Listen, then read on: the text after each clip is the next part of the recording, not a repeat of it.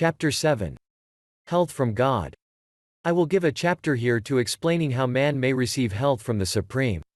By the Supreme I mean the thinking substance from which all things are made, and which is in all and through all, seeking more complete expression and fuller life.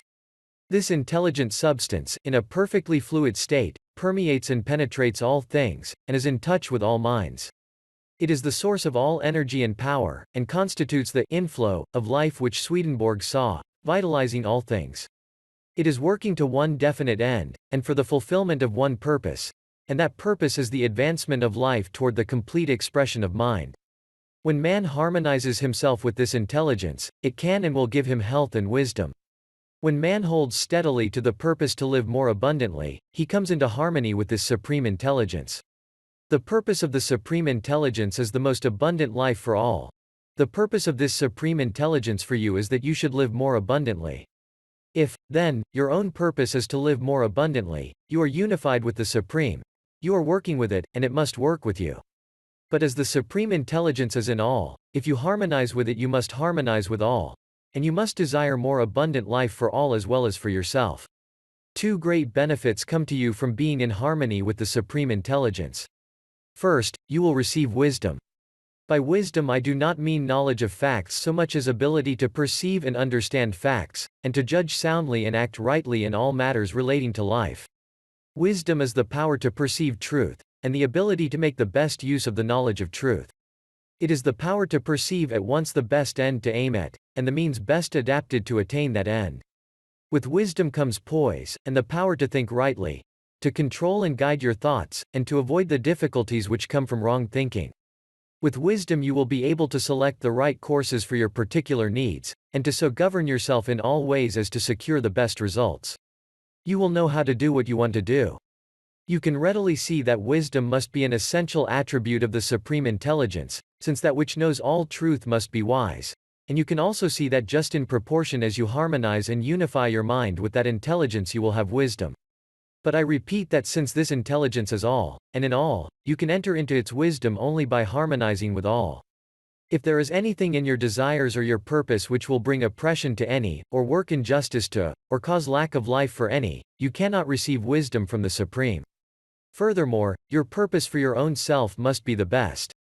Man can live in three general ways: for the gratification of his body, for that of his intellect, or for that of his soul.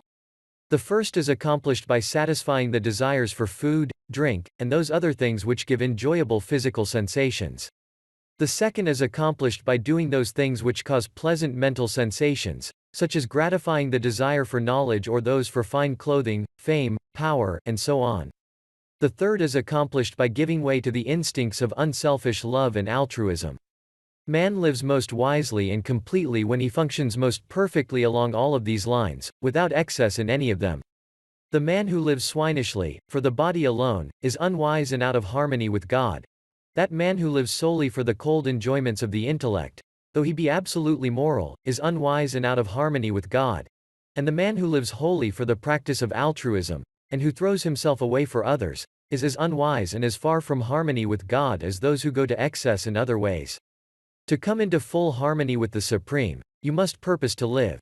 To live to the utmost of your capabilities in body, mind, and soul. This must mean the full exercise of function in all the different ways, but without excess, for excess in one causes deficiency in the others. Behind your desire for health is your own desire for more abundant life, and behind that is the desire of the formless intelligence to live more fully in you. So, as you advance toward perfect health, hold steadily to the purpose to attain complete life, physical, mental, and spiritual, to advance in all ways, and in every way to live more. If you hold this purpose you will be given wisdom. He that willeth to do the will of the Father shall know, said Jesus. Wisdom is the most desirable gift that can come to man, for it makes him rightly self-governing. But wisdom is not all you may receive from the Supreme Intelligence. You may receive physical energy, vitality, life force. The energy of the formless substance is unlimited, and permeates everything. You are already receiving or appropriating to yourself this energy in an automatic and instinctive way, but you can do so to a far greater degree if you set about it intelligently.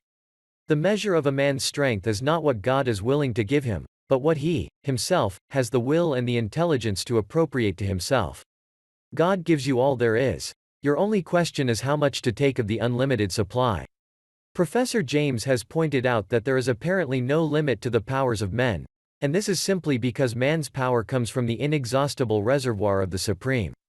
The runner who has reached the stage of exhaustion, when his physical power seems entirely gone, by running on in a certain way may receive his second wind. His strength is renewed in a seemingly miraculous fashion, and he can go on indefinitely. And by continuing in the certain way, he may receive a third, fourth, and fifth wind. We do not know where the limit is, or how far it may be possible to extend it.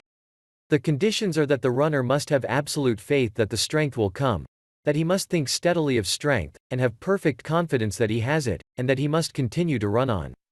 If he admits a doubt into his mind, he falls exhausted, and if he stops running to wait for the accession of strength, it will never come. His faith in strength, his faith that he can keep on running, his unwavering purpose to keep on running, and his action in keeping on seem to connect him to the source of energy in such a way as to bring him a new supply.